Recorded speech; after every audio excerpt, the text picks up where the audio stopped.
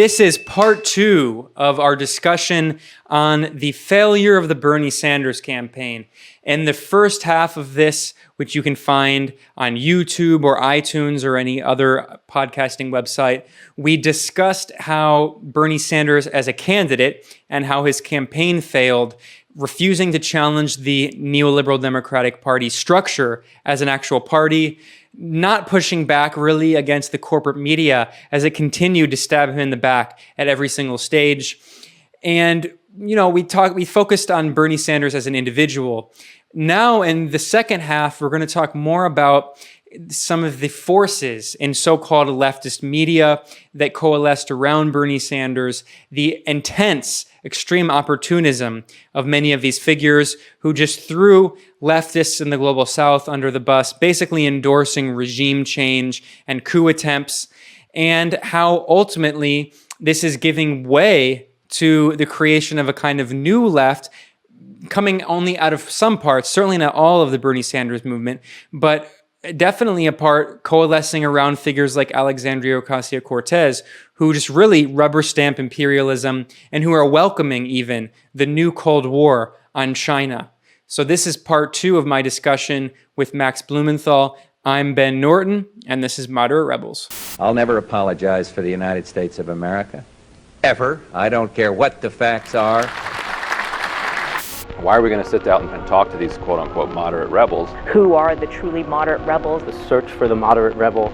Do these moderate rebels exist?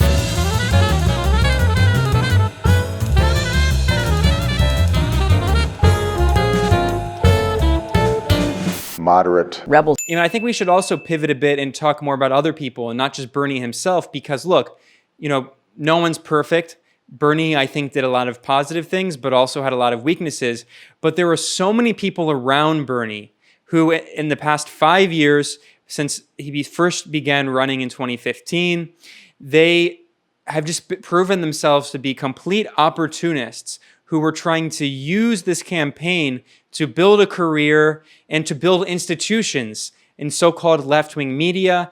And they have repeatedly thrown every other issue under the bus, and especially, anyone who knows the Gray Zones reporting or our work here at Moderate Rebels, these figures like Jacobin Magazine and many other people in the kind of professional left have made it clear that they were willing to defend Bernie Sanders no matter what and throw Venezuela, Nicaragua, everything under the bus in order to try to get him elected. It goes back to, I think, their complete lack of vision, lack of understanding of what's going on in the country, and where they really come from and what their goal is, which is to write op-eds for the New York Times and get their little podcast put on bigger platforms.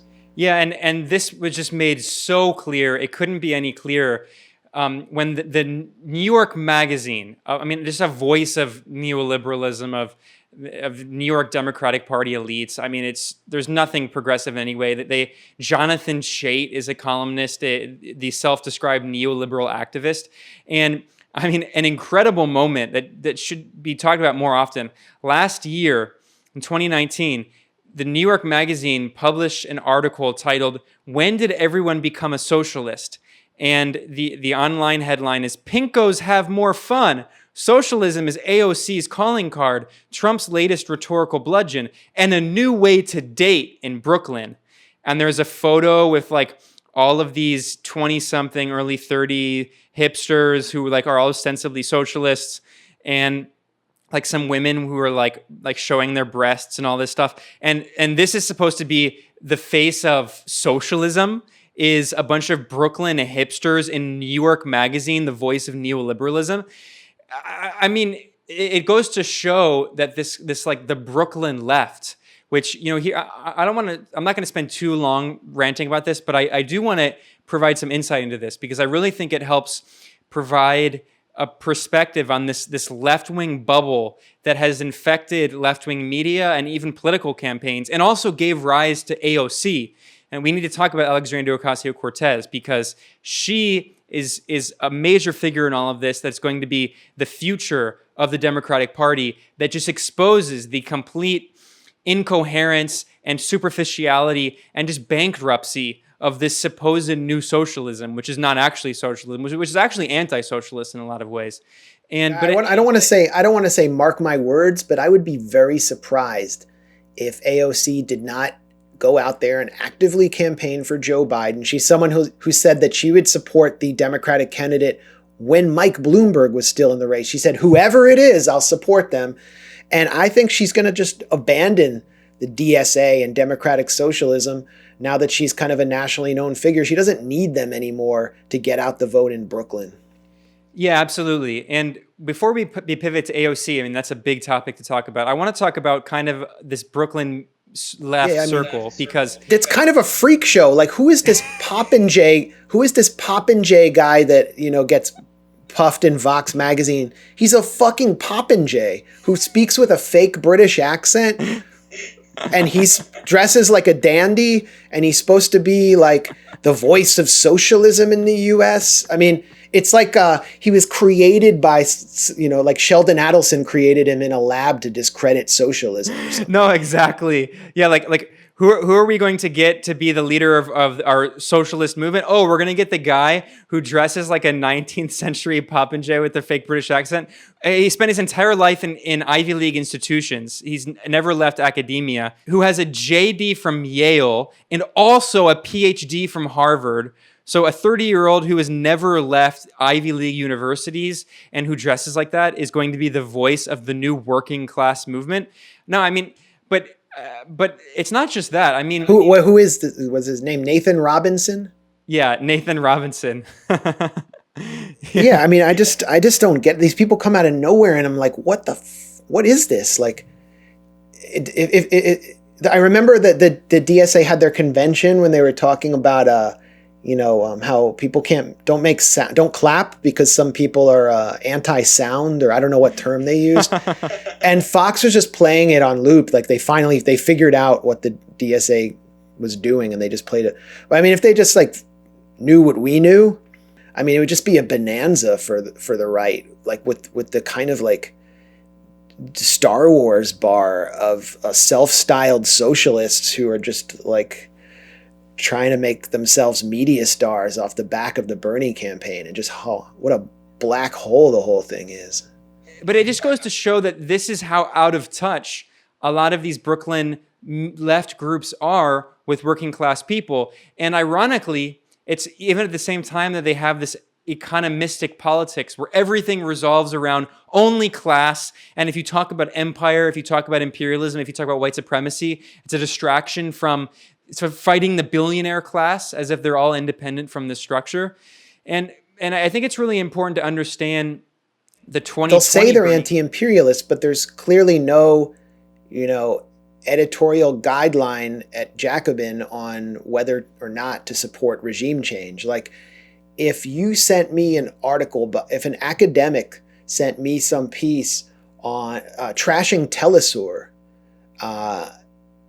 I would tell him to shove it up his ass. I mean, I would like hunt him down, and I would break quarantine to hunt them down, to shove the submission up their rectum, because that's just offensive. Like, this is like this besieged broadcasting network that actually is kind of the only international socialist broadcasting network that I can think of. You see I saw Nathan Robinson say, we need a TV station that supports socialism. Well, you have it. It's called Telesur, and Jacobin ran an op-ed trashing it. Why don't they just say no to that? And, why is that in there? Why did they publish an article calling for regime change in Nicaragua? Why did they publish piece after piece about what a mess and a devastating catastrophe Venezuela is, and how it's the fault entirely of Venezuela's government? Why do they publish a piece on how Bernie should speak about Venezuela that declares in 2019 that the Venezuelan government had an ongoing brutal repression campaign, when Juan Guaido is riding around the country like a free man, and the rallies that we attended weren't being repressed? There was no evidence provided for that. Why did, before Lula was jailed, why did they run piece after piece after piece criticizing him? And now Lula is, their patron saint. I just don't get why they're so quick to break any solidarity with socialist movements and socialist media in the global South, while Bernie is being deified. And it really just says everything about the opportunism of that movement. Yeah, I mean, in one way, it's just pure racism. They think that the socialists in the global South are all barbarians and authoritarian, and then Bernie Sanders and European social democrats are somehow immune from criticism. But it's not even just that. I mean, that's the easy answer, just saying it's racism, white supremacy. You know, even a lot of ultra lefts will be like, oh, they're all just white supremacists. It's not just that. It's also just pure opportunism, because they want to build a professional left that is respected by the New York Times. And Bhaskar Sankara, the publisher of Jacobin Magazine, who was elevated to the ranks of like supposedly some important Bernie Sanders campaign figure, or movement figure rather, even though these people, Bernie Sanders probably doesn't even care about them, ironically. But Bhaskar Sankara, on the 100th anniversary of the Bolshevik Revolution, published an op-ed in the New York Times saying that socialism is the way of the future. But we're not going to be like any of those socialists of the 20th century who are all evil, Stalinist, authoritarian communists. We're going to have a new form of democratic socialism. Of course. Well, they showed what they are with the Bernie campaign. We're going to have a socialism that endorses Joe Biden at the end. Absolutely. And that throws under the bus existing democratic socialist governments throughout the world. But in Latin America, I mean, Venezuela, Nicaragua, Ecuador, Brazil.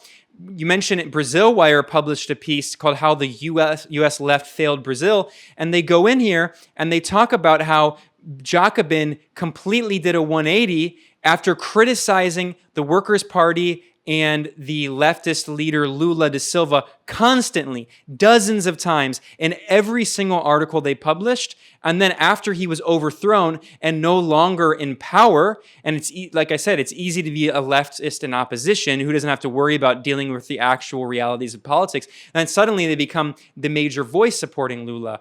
And Max mentioned this article in Jacobin. It's called "The South is Our North," which is just, I mean, that title alone is so patronizing. The South is Our North. And it's by Patrick Eber, who is this academic at the University of Wisconsin-Madison. And in the article, he just trashes Telesur and says Telesur's trajectory reminds us that the task of criticizing the left cannot be abandoned to the right. And the irony, the incredible irony of this article is that Jacobin demonizes Telesur. By the way, this is in 2017 right when the Trump administration is imposing brutal sanctions and trying to overthrow, through the mass death of civilians, the elected government of Venezuela. And their critique is, oh, Telesur has become a propaganda mouthpiece that won't criticize Venezuela. Meanwhile, when has Jacobin ever criticized Bernie Sanders in the past few years? They became the very same just stereotypes that they criticize everyone else of. And we haven't even mentioned that some of these main figures in the Bernie camp and like the respectable Brooklyn left, the media left, have also been the ones pushing this tanky slur, saying that if you don't criticize these governments that are under siege, these poor governments in the global South that are trying to hold on under siege by the largest empire on earth, if you don't criticize them without any restraint, then you're a tanky. Meanwhile, they show the kind of authoritarian refusal to criticize even milquetoast European-style social democrats like Bernie Sanders. I mean, it's just, the hypocrisy is astounding. Well, they also say that, tankies form around a cult of personality. They're Stalinists. What did they just do? I mean, what is beyond Bernie? There was this instant book that was just somehow ready to be published in hardcover the day after Bernie dropped out, by Megan Day and Micah Utrecht. I don't even know how to pronounce his last name. Who are both Jacobin, a staff writer and an editor at Jacobin, both major Jacobin people. And they say, it's time to get out in the streets. Okay, some of these people did campaign for Bernie, but I haven't really seen them in the streets when there's an anti-war rally. I haven't seen DSA people really come out in force. But by the way, the book is called Bigger Than Bernie. Bigger Than How Bernie. we go I don't from know the if Sanders campaign to democratic socialism. Democratic socialism. They always use that talk about branding. That entire thing, by the way, is pure branding. I mean, when you say that phrase, you're actually just buying into the Cold War propaganda itself that other forms of socialism are somehow anti-democratic, and that somehow capitalism is democratic and democratic socialism. They're giving bourgeois capitalist democracy in which billionaires buy elections, in which the media controls everything, in which the Democratic Party, which is a mafia, just kneecaps anyone that challenges it. They're giving undue democratic legitimacy to these institutions and saying, oh, well, we want to be part of that, and we want a respectable socialism that is democratic, whereas the other forms of socialism that have existed are not democratic. I mean, they're giving away the entire game right there and showing how they're not challenging the entire institutional framework of the Cold War that is decades of anti-socialist brainwashing, and just trying to, instead of challenging that and doing the hard work, they're redefining socialism to make it more palatable so they can win electoral office. Yeah, maybe it's Democratic Party socialism. And some of the elements around this media ecosystem that we've been talking about have explicitly attacked political protest and counterposed it with reformist measures carried out through Congress by Bernie Sanders and his allies like Ro Khanna to challenge American empire. Specifically thinking about a piece in The Intercept, which is sort of Pierre Omidyar's boutique publication that sort of became a very pro-Bernie influencer outlet throughout the campaign. But there was a piece by Natasha Leonard that was trashing a protest that I participated in after the Trump administration ordered and carried out the assassination of Iranian Major General Qasem Soleimani and almost took the region to war. And there was an emergency rally in Washington, and Natasha Leonard published a piece trashing the rally because it was organized by International Answers, the group that actually brings out the troops when there's an anti-war protest. And I just seldom see DSA people with DSA signs there. And what Natasha Leonard was saying, she's this kind of, I don't know, this kind of this like Radlib character who wrote a book about having a anti-fascist lifestyle. Is that and a self-declared anarchist, a strong anarchist, anarcho-neocon, whatever, trashing the rally. She said it was, troubling figures were participating, I guess referring to me, and then saying a bunch of Stalinists were involved. It was a huge rally. It was the biggest anti-war rally I've seen in years, and said, we should instead support legislation introduced by Ro Khanna, and I think Bernie Sanders maybe on Yemen and Ro Khanna on Iran. And then there was this kind of legitimate protest a few days later that Move On, an organization which was like previously doing all these Russiagate rallies, clamoring for a new Cold War with Russia. It was nice to see them have a protest, but it was sort of the legitimate one where members of the squad could get up and call for a new Iran deal or something. But that just really said it all to me about what they really think about getting out in the streets. And like no anti-war group, none of the groups that bring out the actual troops time and time again that actually protested the coup in Bolivia are good enough for them. But Bernie Sanders and Ro Khanna, who's like supported by Silicon Valley, who's like really a representative of Silicon Valley, that's fine. That's fine for these people who identify themselves. I mean, Natasha Leonard then defended herself as a far left anarchist. That's fine for them. Just the hypocrisy is astounding. Well, and speaking of hypocrisy, there's also been a very interesting feature. I mean, I do want to go back a bit to like the Brooklyn left and talk about some of my personal experiences, but one of the most fascinating phenomena of the Bernie campaigns to me has been the rise of the pro-Bernie anarchist.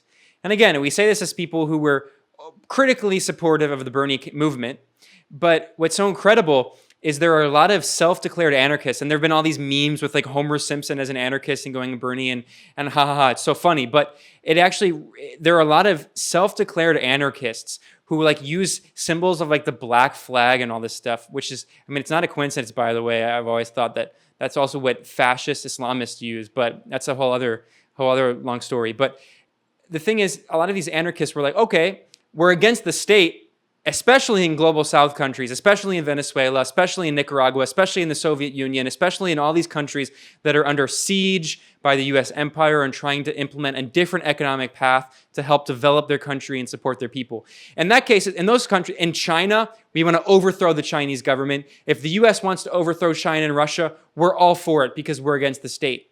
So there's a long history of anarchists being soft and supporting imperialism, going back to Kropotkin himself, the anarchist prince who supported World War I. But coming back to today, what's fascinating is a lot of these anarchists, if you're going to be a consistent anarchist, I disagree with you, but at least you're consistent. But there were so many who suddenly became social democrats when it came to Bernie Sanders and maybe Jeremy Corbyn as well. And they said, oh, well, in this case, we're going to support this movement because they recognize that it's an important political movement. They can get health care. They can help open up a lot of space on the political left in the US, a deeply right-wing country. They can help stop the move to the far right in the US. And then now that Bernie's out, they're back to being anarchists. So that just exposes the not only the hypocrisy, but the inherent pro-imperialist ideology and simply the racist position of this Western anarchism that sees all these other governments, especially in the global South, as completely illegitimate. We're going to overthrow them. They don't have any legitimacy. But the U.S. government supposedly does have some legitimacy. This country that has 25% of the world's prisoners and 5% of the population, that is bombing every country in the world. When's the last time China waged a war? But we're supposed on another country. But we're supposed to believe that China is some authoritarian system, totalitarian, and we should support overthrowing the Chinese government. But our anarchist sensibilities are going to be halted so we can try to get Bernie Sanders elected. Yeah, perfect example there is Molly Crabapple, someone who, I never really said anything about, but who was constantly attacking me, constantly attacking you, especially over the issue of Syria. She really wanted regime change in Syria. She was at the heart. She made her career out of it. She made her career out of it, and she's a self-styled anarchist, as well as a Ralph Steadman plagiarist and paid endorser of the Korean arms manufacturer known as Samsung. But that's beside the point. This is someone who supports regime change in parts of the global South. Someone who both sides the Bolivia coup at first before signing a letter against it. And someone who was a surrogate for Bernie Sanders, who was really proud of her affiliation with the Bernie campaign, and who at the floundering, pathetic end of it, effectively endorsed Joe Biden. She said, vote Democrat, obviously, meaning Joe Biden. Meanwhile, really, there aren't that many socialist governments in the global South that are good enough, and you'll never hear her say anything about Venezuela or Iran. I mean, she scarcely ever says anything, and if she does, it's criticism. So the hypocrisy is very clear. I mean, Joe Biden is going to be, if he's elected, objectively more malevolent on the world stage than any other world leader because of the rapaciousness and the sheer capacity of U.S. empire to do damage, just what it is. But that was someone that a self-styled anarchist was willing to endorse. And why? Come on. It's obviously opportunism. Yeah, these people write for The Guardian. They have op-eds in the New York Times. I mean, their careers are being part of professional left media. And so this is a good segue, talking really quickly kind of about my experience in the Brooklyn left. I used to live in New York. I no longer do. And I did for 5 years. And I moved to New York after being in D.C. for a year and working in the media. And there was this kind of exciting momentum going on in 2014, 2015 that eventually led to the Bernie movement. And there was some space opening in left-wing media, and Brooklyn was like a kind of major hub of that, and a lot of people kind of coalescing there.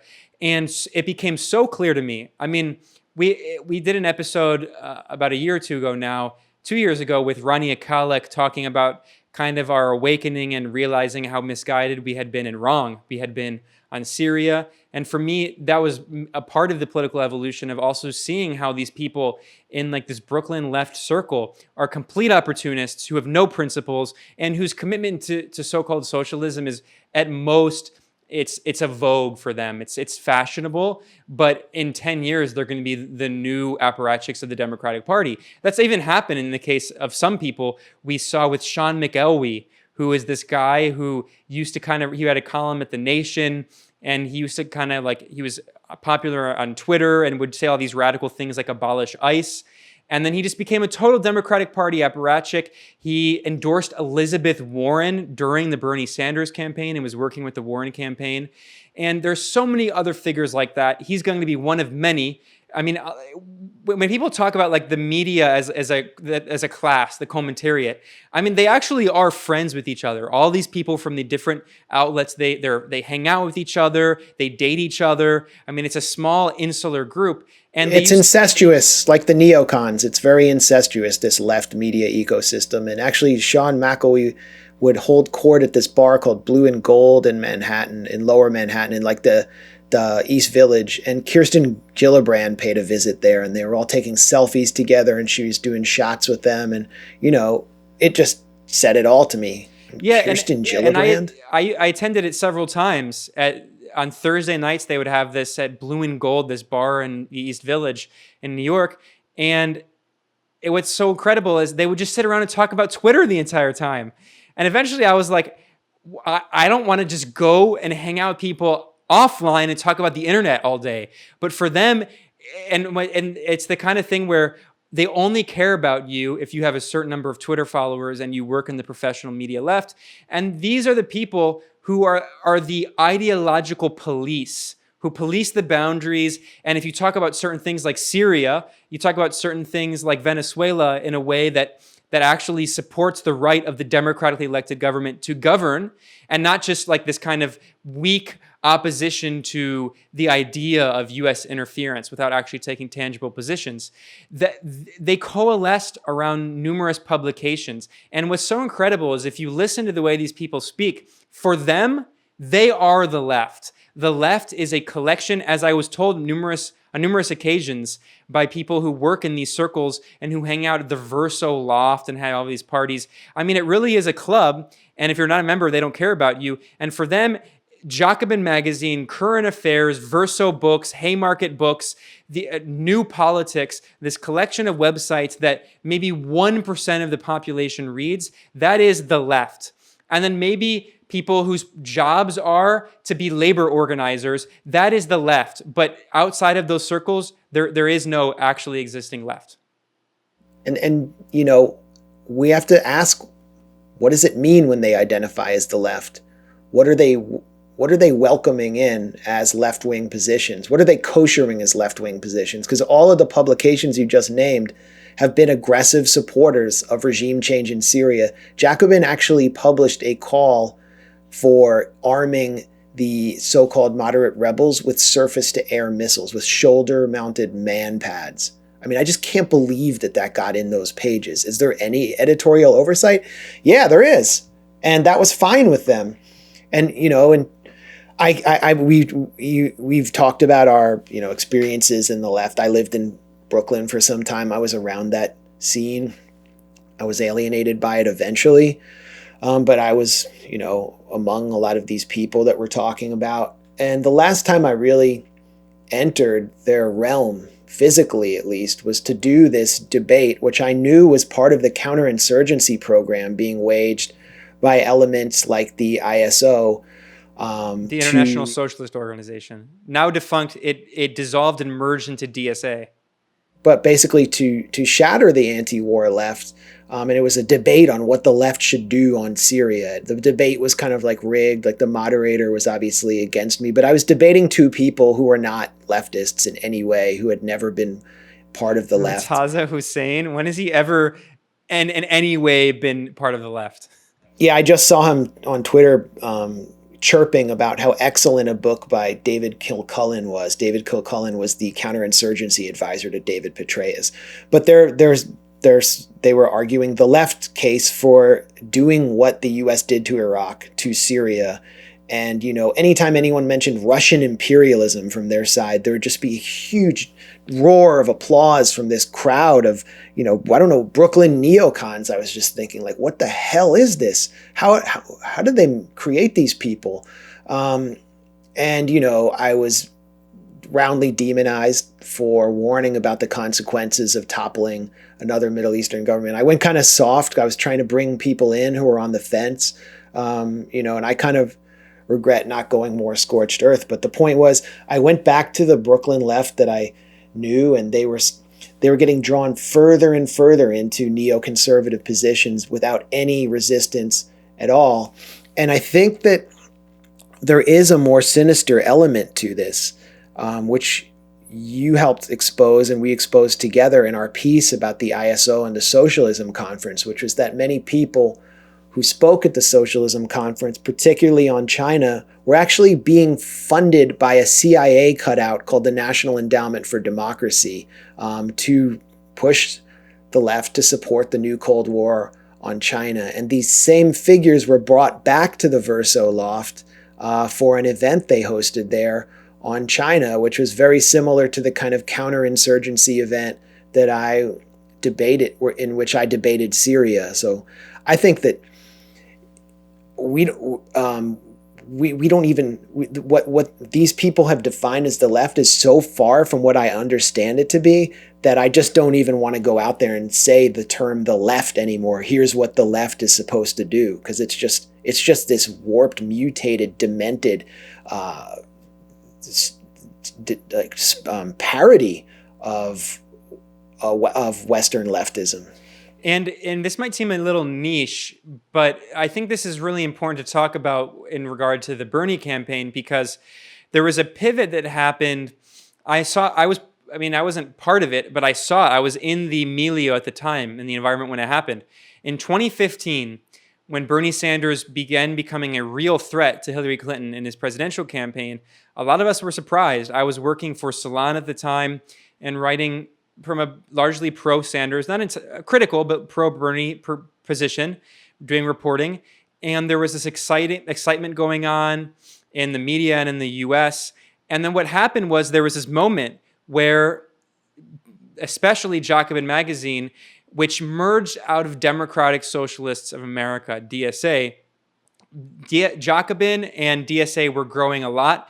Jacobin was getting the approval of mainstream media outlets like Vox Magazine, the voice of neoliberalism. Not even Vox Magazine, Vox.com. It's a media empire at this point. In 2016, Vox published a major piece basically giving Jacobin the print of approval from the liberal ruling class, from the commentariat. It's titled "Inside Jacobin: How a Socialist Magazine is Winning the Left's War of Ideas."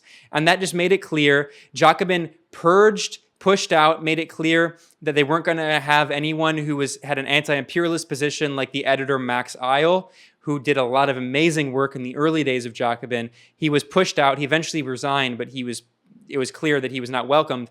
And there was a political shift that happened. There was clearly decisions made behind closed doors where the International Socialist Organization, many of its important figures, joined DSA. The ISO later dissolved in a vote that was really the only democratic decision it ever made. It had its voting base, its base voted to dissolve it, and specifically over major refusal to deal with major bungling of sexual assault allegations. And then these figures merged into DSA, and they merged with Jacobin. And then what happened was these folks that are like these kind of Cold War so-called socialists that take a strong anti-communist, pro-imperialist position that came out of these Cold War Trotskyite groups, then merged with DSA, which was the Cold War social democratic groups that were anti-communist and even in some ways anti-socialist. And there was this kind of alliance of convenience, this merging between those forces behind DSA and behind Jacobin Magazine. And they saw the Bernie movement as a way to continue growing. And DSA skyrocketed to more than 50,000, 60,000 dues-paying members.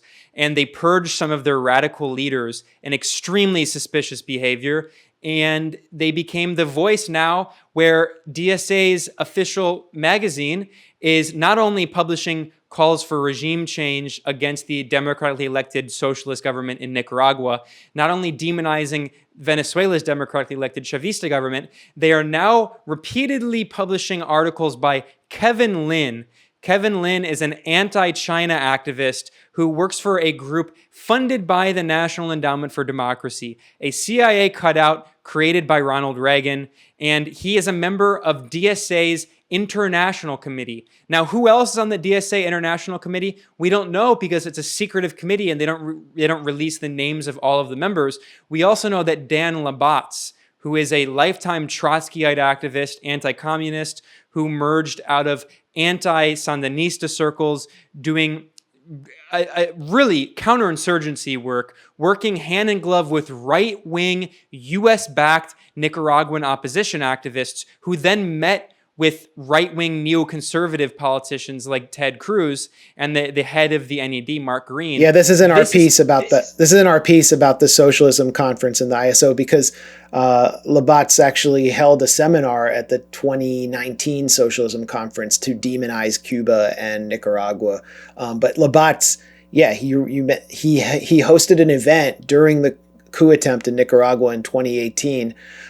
With masked student activists who refused to give their names, who were the same student activists from Nicaragua who were actually just right-wing operatives, backed by the U.S. government, actually flown to the U.S. by Freedom House, the U.S.-funded neoconservative entity in Washington, who had met with Ted Cruz, Marco Rubio, and Ileana Ros-Lehtinen in Washington without their masks. So Dan Labatz's job was to market right-wing regime change influence operations in New York to the left with masks on. It was a straight up counterinsurgency operation. This is someone who DSA's official magazine recently published on Latin America. No, he's a prominent activist in DSA who works with the so-called International Committee, which is, again, this group that is not even publicly identified, but they're the ones now basically determining DSA policy in support of regime change. And in this article I spell out of the gray zone, I obtained an internal DSA email that Dan Labatz sent to DSA leaders before some of them were purged for opposing imperialism. And in this email, Dan Labatz admitted in the internal DSA leadership email, quote, Nicaraguan opponents of the regime in the United States, he's saying Nicaraguan opposition activists in the United States, he's calling the Nicaraguan elected government a regime. He's saying they hold a wide variety of political views, though there is virtually no left among the opposition here that I am aware of. But then he blames that fact on the democratically elected Sandinista leftist government. So he's admitting that he's working with right-wing forces, and he also says that he's acknowledging, quote, there is little likelihood of an outcome to the rebellion, the coup attempt that is, that goes beyond a more democratic capitalist regime. So he's but let's support it anyway. Yeah, we should support it anyway. But let's support it anyway. I mean, that's what he's acknowledging he is supporting, and he is someone who's been allowed into the tent along with these other veteran regime change activists. And that is what is being defined as the left by corporate media outlets like Vox, because that's the safe branded left. I find it to be a kind of disturbing and really lamentable trend. I don't know why. I don't know why we don't talk about it more, but we were called sectarian for publishing that piece. By the way, no one has refuted a single factual point in that piece. By the way, that piece is not an op-ed. We don't publish op-eds at the Gray Zone. It is strictly factual reporting, and many, many hours of investigative journalism went into that piece. Not a single fact has been disputed because nothing in it is factually incorrect. So instead of, like always, instead of trying to discredit our factual reporting, they smear us and say that we're tankies and sectarian, and they use ad hominems.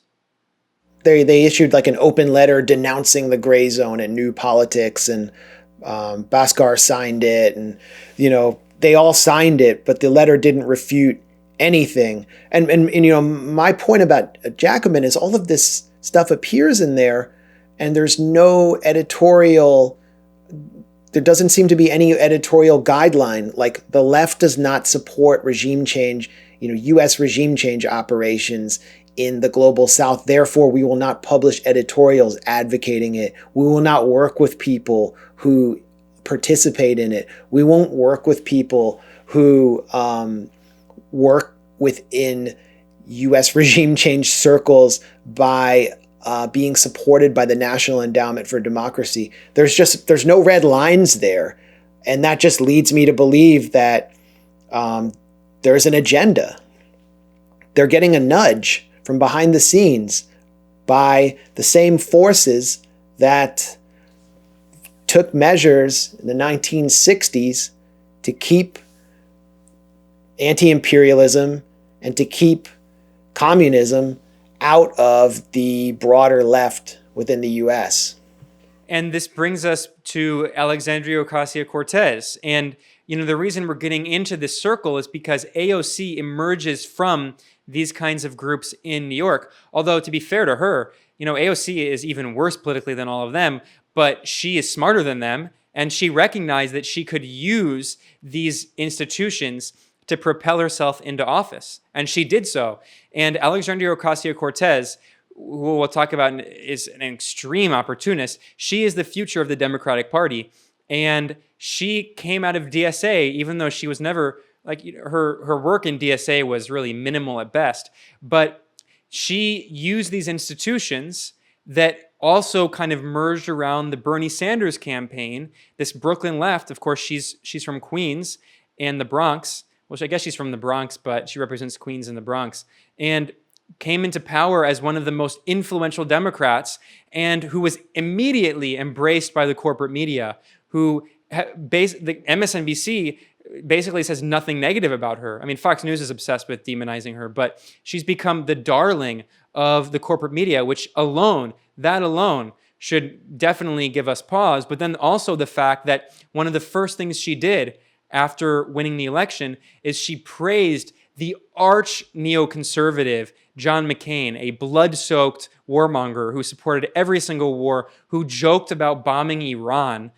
She said that he was an, quote, unparalleled example of human decency.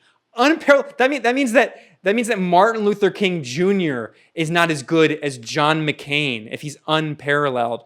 And then, of course, AOC went on to give the rubber stamp of approval for Trump's right-wing coup attempt in Venezuela when she was asked, of course, by right-wing media, but she was asked what her position was on the coup attempt against Venezuela. And she said, I'm going to defer to caucus leadership, defer to Nancy Pelosi and the right-wing Democrats on the coup attempt in Venezuela. Actually, I intercepted her in the halls in Congress, and, you know, we have a video showing it. And I said, do you think the U.S. is meddling in Venezuela? Like, do you have any view on this? And she said, we're gonna issue a statement soon. And she kind of hustled away. I never did.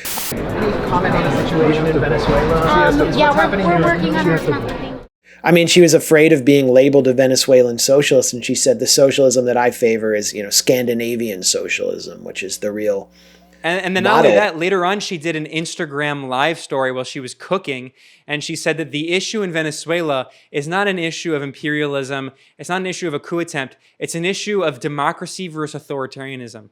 Which, there you go. I mean, you might as well just say, I support the coup attempt. Well, it just illustrates her ambitiousness. And as I said before, I think she's going to not only actively campaign for Biden to fuel her own ambitions, but she's likely to kind of leave the DSA in the rearview mirror and to identify herself less and less as a democratic socialist and reap the benefits. And in many ways, she won't be held accountable for it. And it also raises the question, what is the point of the DSA? Because the DSA, they have every 2 years, I believe, they have a national convention where they vote on the new National Political Committee, the NPC, and then they vote on new policy proposals for the organization. so they have some degree of internal democratic process, although from what I've heard from many people, the national forces that are not the elected ones, not the NPC, but the national bureaucrats actually have a lot of control over the way the organization goes, and they tend to be much more opportunistic and much more pro-regime change. But anyway, the point is, how are they holding AOC in any way accountable? They have not, as from the official DSA leadership position as the organization, they have not in any way censured her for violating numerous DSA policies, for blatantly violating the reason that the DSA supposedly purportedly exists. So functionally, I mean, on paper they may say they have a different role, but functionally, what is their role right now other than just to get progressive Democrats elected? Well, yeah, in many ways it kind of it's the Democratic Party's become so toxic to young people and so discredited that they're just embarrassed to identify themselves as Democratic Party voters or to wear it on their sleeves. So Democratic Socialist is just a more palatable brand to identify with. But I don't even know what it really requires to become a member. I mean, I know in other socialist parties... literally nothing. You go online and you sign up and you pay a little money and then they send you a card. That's all you do to join DSA. I know in other socialist parties you have to kind of be accepted and you have to go through education and training process. But it seems like you just pay $40 to join it and then you call yourself a democratic socialist. And I don't run around calling myself a socialist or saying this is what socialists should do, but that's what they all do all the time. It's kind of bizarre to me. And it goes back to the red lines. Like there just don't seem to be any red lines, particularly when it comes to attacking and sabotaging actual existing socialist governments that are trying to survive imperialist assault. There doesn't seem to be any red lines on partnering with NATO. I just saw that Jacobin is coming out with a new weekend podcast. I think it's called Weekends. Michael Brooks is one of the hosts, and the other host is Anna Kasparian. And it came to my attention that Anna Kasparian had gone to the Munich Security Conference earlier this year. The Munich Security Conference is put on by NATO.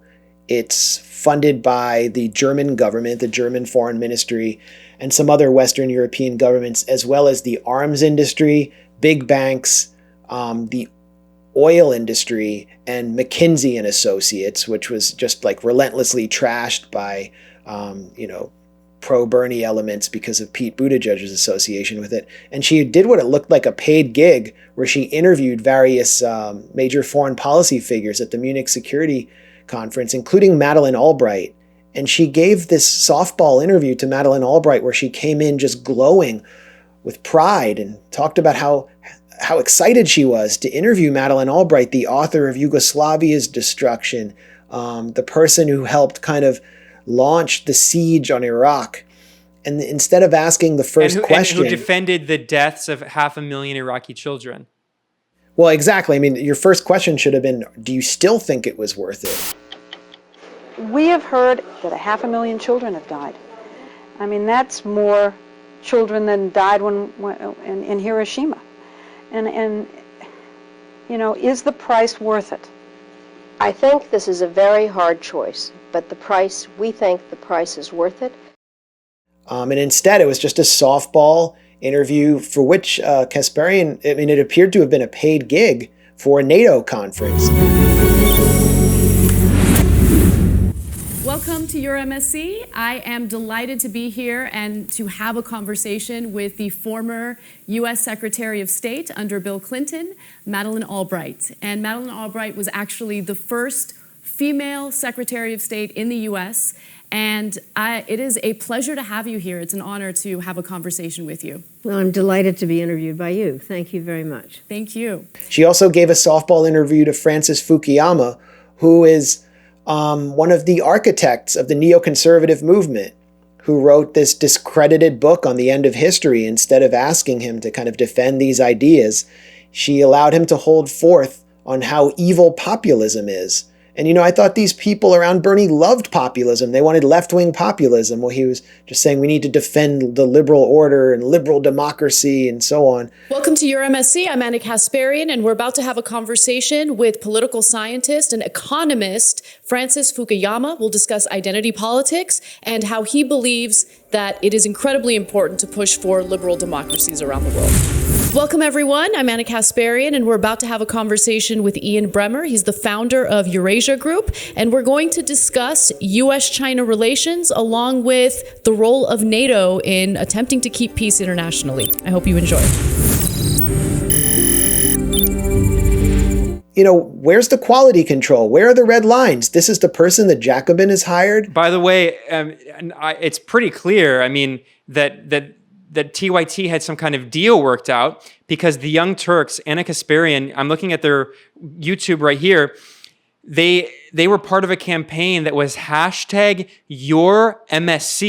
So not only were they participating in this NATO summit, the Munich Security Conference, which is the most blatant imperialist conference you can ever go to, but they were actually trying to help rebrand it to make it woke with #YourMSC, #Your Munich Security Conference, #Your bombs that we're going to drop on Yemeni children. What the fuck? Yeah, I could just go on and on. You have one of the co-hosts of Democracy Now!, Nermeen Sheikh, who's been pushing Syria regime change for years. Everywhere I go, whenever I do a talk around the country, just people get up from the audience during Q&A and they say, what the hell happened to Democracy Now! Everywhere I go. And, if you look at Nermeen Sheikh's own career, before Democracy Now!, she was at the Asia Foundation, which is, an establishment think tank. And she gave a softball interview to Henry Kissinger on behalf of the Asia Foundation. How does this person become Amy Goodman's co-host? What the hell is happening there? How did all these people get into the tent and then just start defining what the left is? It just seems to me that, while all of this is happening, the whole infrastructure of what was known as progressive online media has completely collapsed. Truthdig has just collapsed because the owners, Wade Kaufman, apparently was getting negative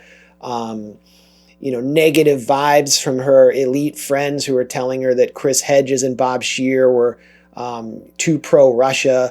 The Real News has collapsed, and its founder, Paul Jay, has been pushed out. In a coup, essentially. In a coup.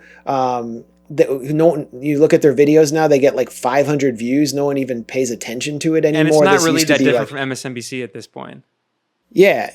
And what else? Salon.com. I don't know what the hell happened to that. It's I can't even load their site. It's we were all purged. They brought in a Silicon Valley guy for the new CEO, and he purged all the leftists.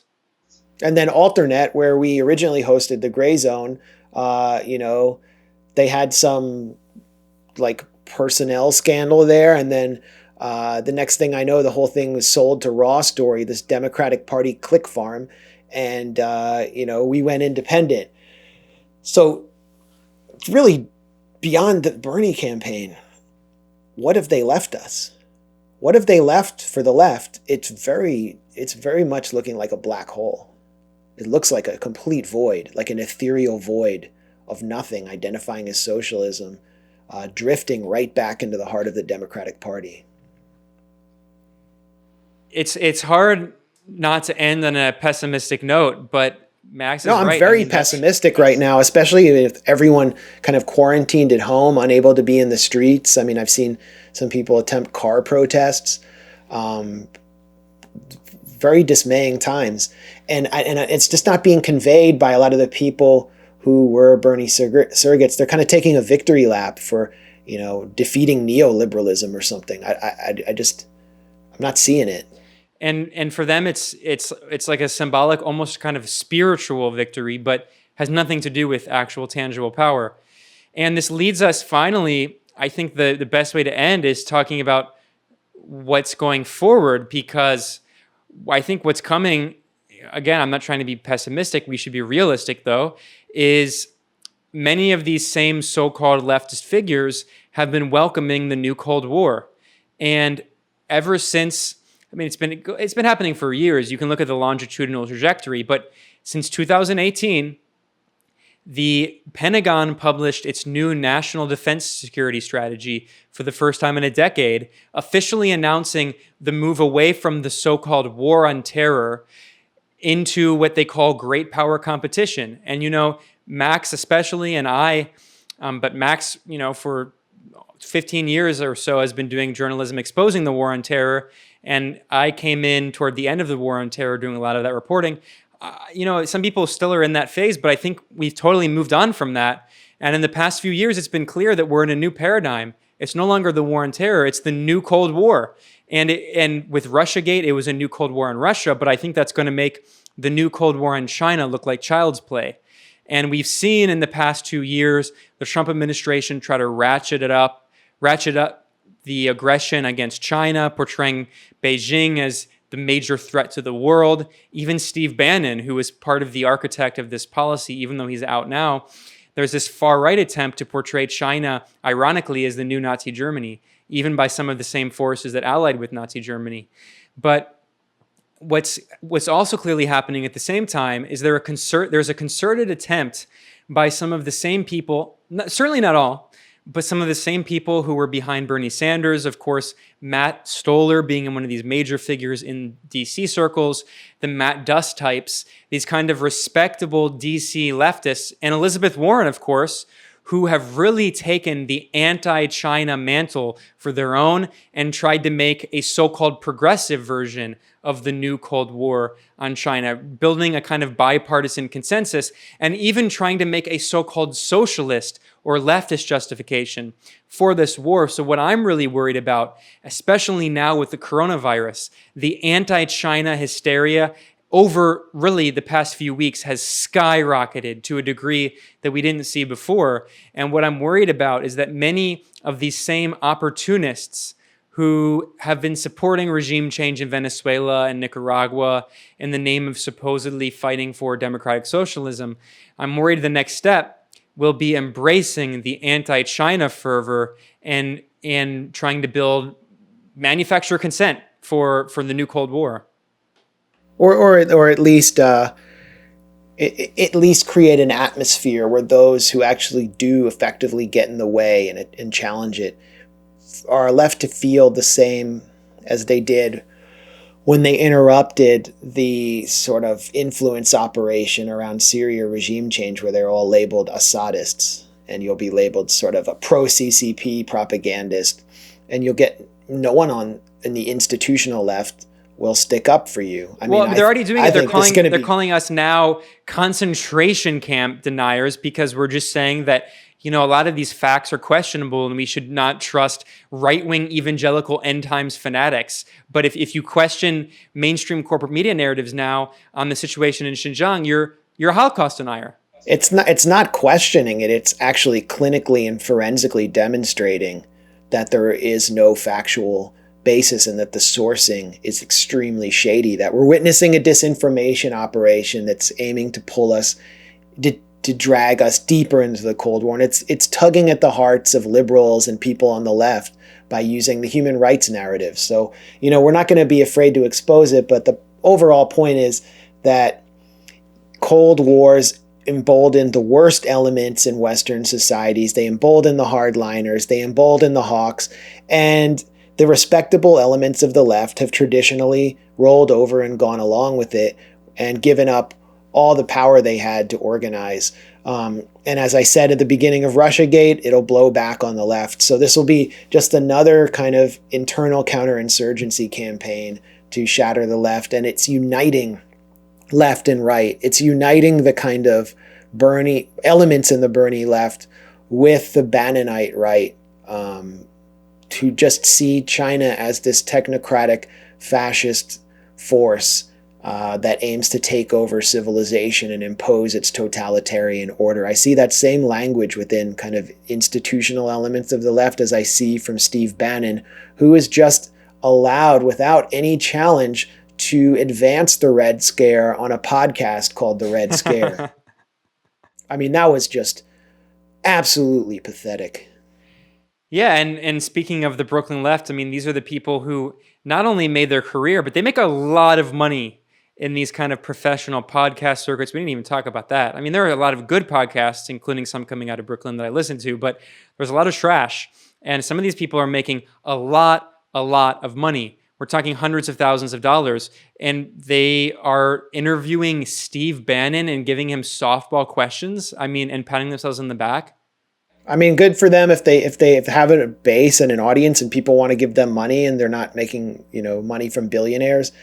Good for them. But and also, if you can get Steve Bannon on your show, that's not my issue with it. My issue is that he wasn't challenged at all. And in the end, they're just like, you wear the, two collars. That's so fucking fly. I'm like, what the hell just happened here? I mean, we're like really on the precipice of something terrible. Everybody's stuck at home because there's a silent viral killer out there. And you're praising Steve Bannon because he wears two collared shirts at once. Well, at least ironic. It's just, I mean, they don't really like him. It was like semi-ironic, but they kind of thought it was cool. And then, he's like, I'd love to come on again. Like, unbelievable. The critique of Bannon isn't from the people who are attacking Red Scare for having him on, that it's the virtue signaling critique that he's just a fascist or an anti-Semite. It isn't that his real agenda is part of his agenda all along since he's been in the Navy is to confront China militarily. He said that very clearly. He said, I mean, we published it actually at the Gray Zone, that he gave a speech literally with Opus Dei. I mean, talk about far right groups, and that's a whole other can of worms. But he gave this speech to this very weird Catholic Opus Dei group in the Vatican, in which he said that there's a civilizational war going on between godless, atheist, communist China and between the West. And of course, his definition of the West is a far right, kind of conservative, religious-oriented definition. But that worldview can be slightly adjusted, and then you can get Cold War social democrats who agree with it, who say, yeah, there's a war between authoritarianism and democracy. So it's a very dangerous but a very potent narrative. And I think going forward, like it or not, the duty of anyone who supports peace, yet alone people who consider themselves to be progressive on the left, but really just people who don't want a new hot war, should be to oppose the new Cold War, because it's already here and it's been coming for a while. But with coronavirus, it's just really, it's become inevitable. And with the it's become accelerated because of the Blame China campaign. And also just, circling back to, we're in this moment of unprecedented crisis, economic collapse that exposes the total, just the utter failure of neoliberalism in any way to meet the needs of people in society. And right at that moment is when the Bernie Sanders movement just gives in. Well, not the movement, but his campaign just gives in. And he doesn't go out with a bang. He goes out with a whimper. And this is precisely the moment when we need the left to assert itself, saying that not only is universal health care and Medicare for all possible, it is absolutely mandatory. It is necessary to prevent future crises like this. And right at that moment, it's when he drops out and admits defeat. Well, they're saying it, and there's these 5 PACs, which somehow have $100 million. I don't know where they got it from. Actually, I do. Some of it came from Bloomberg. Some of it came from Tom Steyer. But they have $100 million, and they're the ones who are claiming they're going to go out and pressure Joe Biden to adopt a Green New Deal and Medicare for all. And so what Biden has offered are like half measures. He said I'll relieve some college debt from people who make less than $125,000. And he's just going to do what Obama did and just abandon it all if and when he becomes president. Which he likely won't, let's be real.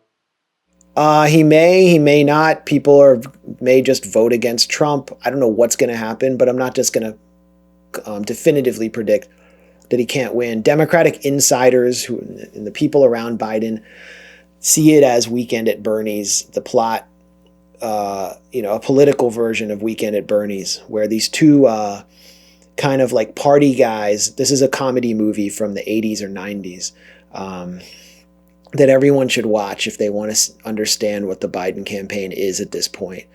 These two party guys wind up at a house, I think in like Malibu or Miami or somewhere, and it's this awesome beach house, and there's this cool guy named Bernie, who's this rich guy that everybody likes to party with, and there's hot women there and drinks and everything, and they wake up drunk the next day after the party, and Bernie's dead somehow. And so they basically, in order to keep to stay in this party scene, they keep Bernie alive. They make him seem alive, and they carry his rotting body around to all different parties, and they cart him around just so they can live his lifestyle for as long as they can. That's kind of what they are going to do. It's weekend at Biden's. And the people behind him are those, who see themselves as the steady state, the establishment. They want to not only resurrect the consensus of the Obama years, but they actually want a more hardline posture, and they want to build on some of what they consider to be successes of the Trump administration, like repositioning American foreign policy from the war on terror to great power competition. They kind of want to get out of the Middle East. They're happy to let Israel do what it wants if they can get out of there, and to focus on China. There's actually a piece in Foreign Policy by a Biden advisor, Thomas Wright, talking about the so-called 21st century Democrats who are around the Biden campaign, who are advising him, and how they actually see some of the things that Trump did as positive in moving the ball in a more hawkish direction, like bombing Syria twice. They said they saw him bomb Syria twice and nothing terrible happened. But they also are really dead set on escalating with China, and they're also examining how the kind of devastated Rust Belt economy can be revived by increasing defense spending to drive great power competition, since the arms industry, the defense industry, is one of the few sources of jobs in that part of the country. They're saying it pretty openly. And I don't think that the left elements we've been talking about are going to be able to have much influence at all on Biden. He pretty much doesn't need them. And these PACs aren't going to be able to have any influence. They'll fold right into his campaign if they can get a few crumbs. So that's what we're heading into, and it's a very dark vision of the future. I don't really see any way that we can influence a Biden campaign in a positive direction. I just don't see it. Yeah, well, it's like I said, it's pretty much impossible to end on a positive note, but I think we did a good overview here in two parts. It'll be looking at the failure of the Bernie Sanders campaign, what went wrong, and what the future could look like within these same left-wing circles. But I think the positive note we can end on is that it's cliche, but la lucha sigue, right? Like the struggle always continues, and we're going to continue our reporting at the Gray Zone. We're going to keep, calling out the disinformation, the propaganda, exposing the regime change operations, which will, of course, continue, including under a Biden administration, you can bet. And we also, are going to continue being part of these movements and supporting these movements. And I think that if Biden does somehow get elected, the amount of discontent is going to be so extreme that we will see social movements again, the way that we saw at the end of the Obama administration, that weren't just focused on electing a certain candidate. I think that's one positive outcome. I think a second Trump administration will also see, could see some kind of mass revolt, but it's going to be extremely dark if Trump wins, and I think there's going to be just widespread dismay. So, there's no way that Biden is going to satisfy the demand that Bernie inspired, and that may be one of the positive outcomes of the Bernie campaign, is at least raising people's expectations from their leadership. Yeah, and it's a cliche, but this has only further shown that the Democratic Party is the graveyard of social movements. So it's important that those social movements continue outside of the Democratic Party and pressure the Democratic Party, pressure Biden independently. And we will continue reporting on all of that. We will continue doing this work. And yeah, I mean, you can be depressed sometimes. You know, let's not all. I was criticizing the kind of triumphalism and like the childish optimism, the hopeless optimism of some of these forces saying we defeated neoliberalism. No, I mean it's a longer struggle, and it's okay at some points to be depressed, but we got to keep pushing back and resisting, and we're going to continue doing that here at Moderate Rebels. So I think that's a good place to leave it. If you want to support us, patreon.com/Moderate Rebels. And as Ben said, I mean, we're going to just keep doing the work we've been doing. I don't think it really changed at any point. And so we'll see you back here next time.